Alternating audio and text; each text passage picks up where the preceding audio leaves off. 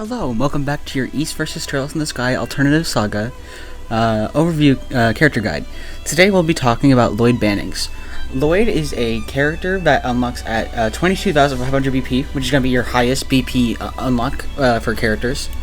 So it's going to be pretty hard to get. We have a guide down below in the comment section and in the description for how to farm BP and just about every other material in the game.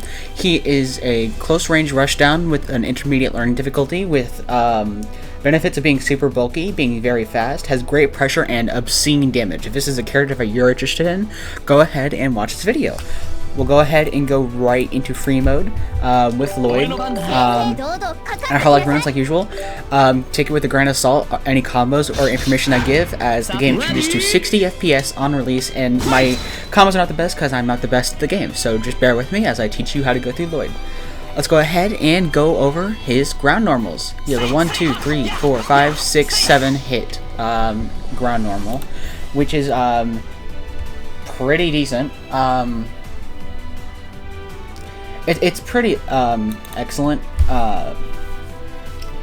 It's a 1, 2, 3, 4, 5, 6, 7. It's like we usually deem these first two hits as A, 3 and 4, 5, 6, and 7. So like 1, 2 is A, 3, 4 is B, 5, 6 is C, and then the last hit is D.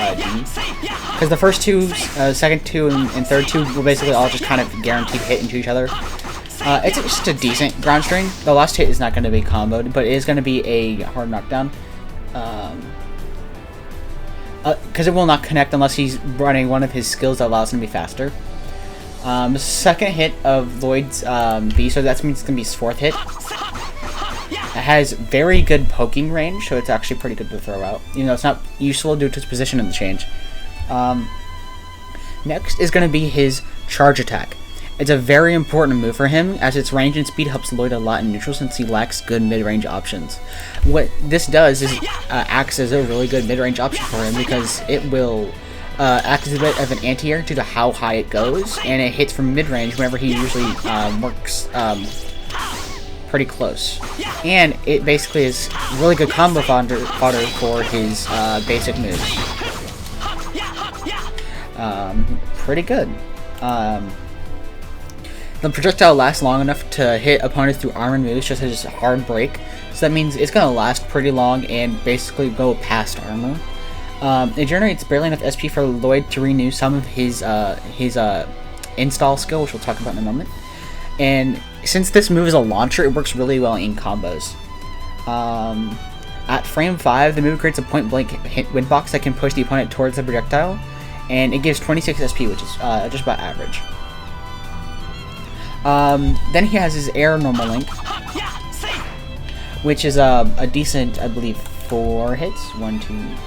No, it's 4 hits. In which again we count the first 2 as A and the second 2 as B. A pretty decent combo here. But really makes it shine is its combo potential. Especially with like a lot of its skills, because it very quickly racks up damage. And then finally, his falling attack is going to be his simple spike attack, which knocks opponents to the ground on a hit,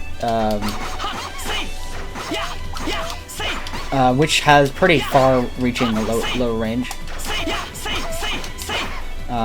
which can also be pretty reliably done after his rising aerials here. It's a pretty good move. It's not a crazy falling attack, because falling attacks aren't really that great overall, but it is pretty decent. Next is going to be Axle Rush, which is just a pretty standard skill. It's a quick, cheap combo ender that knocks the opponent out. There's not really much else to say about it. It's a simple 3-hit move that just kind of ends combos. It's nothing special. Stun Spike, however, is going to be a combo starter. It's not crazy or anything.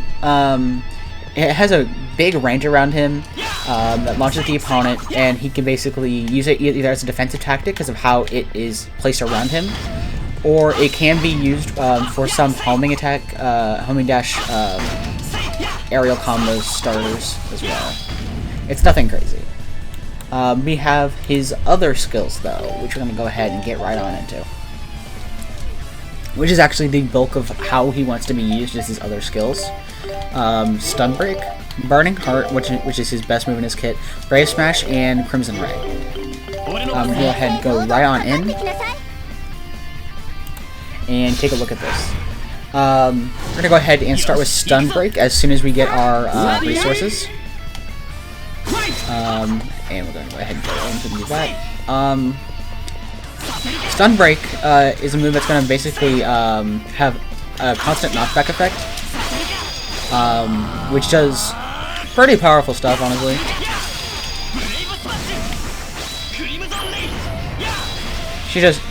He does quite a lot with Stun Break because it leads pretty well in the combos. It can be burst and bar dodge to do something else after it as well, which is pretty strong. But it's pretty hard to land. He can on hit charge a combo into a charge attack or activate Burning Heart, which we're gonna go and talk about now, which is his install. It basically defines him as a character. It's an install that makes him deal 35% more damage, makes him 25% faster for 10 seconds. He becomes very dangerous at close range due to his faster attacks and higher damage, but once his timer runs out, his stamina will instantly empty and he'll be shield broken. So we can go ahead and showcase that right now. You can see that all of his moves are much faster. Everything else comes out really fast. Everything's really strong. Lasts for a good 10 seconds. I'm trying to avoid reusing it because you will see that suddenly, after 10 seconds, my shield is broken, which is going to put them in an advantageous position. However, honestly, it's kind of a non-issue. You can reset the timer by recasting Burning Heart, so that you basically don't have to get your shield broken, but it does last quite a bit and can be an issue. But it's honestly a pretty big of a non-issue. There's also another way to continue or end Burning Heart, and that is, as we mentioned before, Burst gets rid of status effects. So you can Burning Heart, do some stuff with your little fun boost, and Burst. And there it goes. No more side effect. You can now play the game normally, which is pretty good. There are some buffs that are additively applied to other buffs. If Shara and Burning Heart are active at the same time, he'll receive a 50% animation speed buff. If Mustafa and Burning Heart are active at the same time, he gets a 70% damage increase. Burning Heart is considered by the game to be a status effect, so it can be ended early with bursts. And he is considered airborne after the animation finishes, so it cannot be wall cancelled. Next up is going to be Brave Smash, which is devastating combo fodder because it can be coupled with burst to combo into itself. At the right timing, the opponent can be put into hard knockdown while close to Lloyd if he bursts at a good position, which lets him continue the combo. If he has Heavy Blade Gem equipped, he's allowed to loop it almost indefinitely, which can be a touch of death. So we can go ahead and take a look at Brave Smash here. That's obviously not an example of it being the best. Hold on. It's best when it's ever coupled with Burning Heart here. I'm apparently not that good with that at it. Not good at my timings, but it's a very good move. I believe it has to do something with aerials to get that actual loop. But you get the point of it's just a very strong move that can lead into combos, especially with burst. And then next is going to be Crimson Ray, which is a really big projectile that works as an expensive reversal. It can cause burn with a piece of debris that comes out of the move, and so does the initial hit as well. Pretty decently strong move, but it has a lot of an SP cost, so keep that one in mind. Each debris is sent into a random direction, but they can deal knockback. Just generally a pretty strong move. And then finally is going to be Tiger Charge. Actually not that great of an extra skill, because it has to start off really close. However, once you do get it landed, it's going to do pretty decent damage. It's kind of a lackluster extra skill, but he's still very strong without it. especially the fact that he's the only character with an install super that makes him do insane levels of damage. So yeah, that's really good to keep in mind. He can do quite a lot for relatively without the extra skill. He can do it after a charge attack for sure, but a lot of characters can do that after a charge attack with extra skill.